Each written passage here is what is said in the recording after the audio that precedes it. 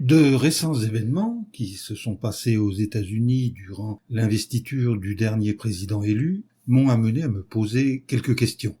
Alors, différents groupes de personnes assistaient à cette cérémonie. Il y avait le système commercial, il y avait d'anciens présidents des USA accompagnés de divers invités politiques étrangers et différents membres de diverses confessions religieuses, notamment de la chrétienté. Alors la photo de famille s'affiche sur votre écran. Donc, voir des églises qui se disent chrétiennes participer à un événement politique m'a amené à me poser cette question: que pensait Jésus de la politique? Les rédacteurs des évangiles décrivent plusieurs événements survenus au cours du ministère de Jésus qui l'ont amené à se positionner par rapport à la politique. Par exemple, le diable lui a proposé d'être le chef du monde. C'était peu après son baptême, alors qu'il avait environ 30 ans. Je vous invite à lire avec moi dans l'évangile de Luc, au chapitre 4, les versets 5 à 8. Dans ce passage, nous lisons: « Le diable l'amena alors à un endroit élevé et lui montra en un instant tous les royaumes de la terre. Et il lui dit: Je te donnerai tout ce pouvoir et la gloire de ces royaumes, car il m'a été remis, et je le donne à qui je veux. Si donc tu fais un acte d'adoration devant moi, tout cela sera à toi. » Jésus lui répondit: « Il est écrit, c'est Jéhovah ton Dieu que tu dois adorer, et c'est seulement à lui que tu dois offrir un service sacré. » Plus tard, une foule a voulu le faire roi. Une autre fois, les gens l'ont incité à entrer en politique. Comment Jésus a-t-il réagi? Examinons ces épisodes. Donc, les évangiles relatent que le diable a proposé à Jésus de dominer sur tous les royaumes du monde, comme nous l'avons vu précédemment. Alors imaginez ce que Jésus aurait pu faire à l'humanité accablée de maux, s'il avait exercé le pouvoir d'un chef mondial. Pour un homme qui se soucie sincèrement du bien de l'humanité, et qui aime la politique, la proposition aurait été alléchante. Mais Jésus l'a refusé. Encore une autre fois, nombre des contemporains de Jésus, qui rêvaient d'un dirigeant qui puisse résoudre leurs problèmes financiers et politiques, se sont tournés vers lui. Parce qu'ils étaient impressionnés par les capacités de Jésus, le peuple a voulu qu'il se lance dans la politique. Quelle a été sa réaction?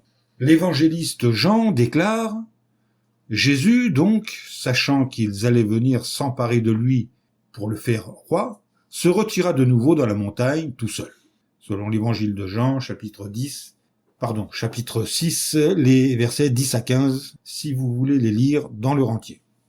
Donc, à l'évidence, Jésus refusait de participer à la politique. Jésus était-il insensible aux problèmes que les gens traversaient? Non. Les problèmes comme la pauvreté, la corruption et l'injustice ne laissaient pas le Christ indifférent. La Bible montre qu'il était profondément touché par l'état pitoyable des gens autour de lui. Lisons ce que nous dit Marc. Donc prenez dans vos Bibles l'évangile de Marc au chapitre 6 et vous pourrez lire les versets 33 à 34. En sortant du bateau, Jésus vit une grande foule et il fut pris de pitié pour eux parce qu'ils étaient comme des brebis sans berger. Alors il commença à leur enseigner beaucoup de choses. On voit donc que le Seigneur n'a pas milité pour débarrasser le monde de l'injustice, même si certains ont essayé de le mêler au débat houleux de son époque. Mais pourquoi? Parce que Jésus avait été envoyé sur terre, non seulement pour donner sa vie pour sauver l'humanité, mais aussi pour annoncer le royaume de Dieu. C'est ce que nous rapporte Luc dans son évangile, au chapitre 4 et au verset 43 que nous lirons ensemble. Mais il leur dit: « Je dois annoncer la bonne nouvelle du royaume de Dieu aux autres villes aussi, car c'est pour cela que j'ai été envoyé. » Donc Dieu a établi un royaume ou gouvernement. Ce gouvernement remplacera l'ensemble des dominations humaines et lui seul subsistera pour toujours, selon le livre de Daniel au chapitre 2 et au verset 44. Voilà ce qu'est ce règne ou royaume pour lequel prient des millions de gens, selon Matthieu chapitre 6 versets 9 et 10. Mais ce gouvernement ne sera pas dirigé par Dieu lui-même. Dieu a nommé chef de ce gouvernement le Seigneur Jésus, qui a vécu en tant qu'humain parmi nous. C'est ce gouvernement céleste, et lui seul, qui réglera définitivement tous les problèmes que connaît l'humanité, chose dont sont bien incapables les gouvernements humains. Il ressort donc clairement de ces exemples que Jésus a refusé de s'impliquer dans la politique. Qu'en est-il des chrétiens aujourd'hui? Que doivent-ils faire? La réponse est évidente. Les chrétiens sont ceux qui imitent le Christ.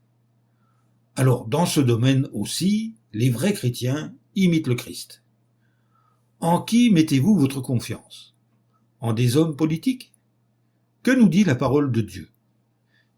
Eh bien, lisons-le dans le livre des Psaumes, au chapitre 146 et au verset 3.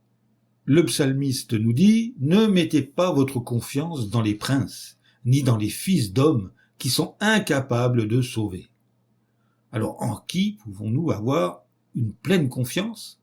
Eh bien, c'est encore la parole de Dieu qui nous le dit. Dans le livre d'Ésaïe, au chapitre 26 et au verset 4, il est écrit « Mettez votre confiance en Jéhovah pour toujours, puisque Jéhovah est le rocher éternel. » Eh bien voilà, cette allocution est terminée et je vous dis à bientôt pour une nouvelle vidéo.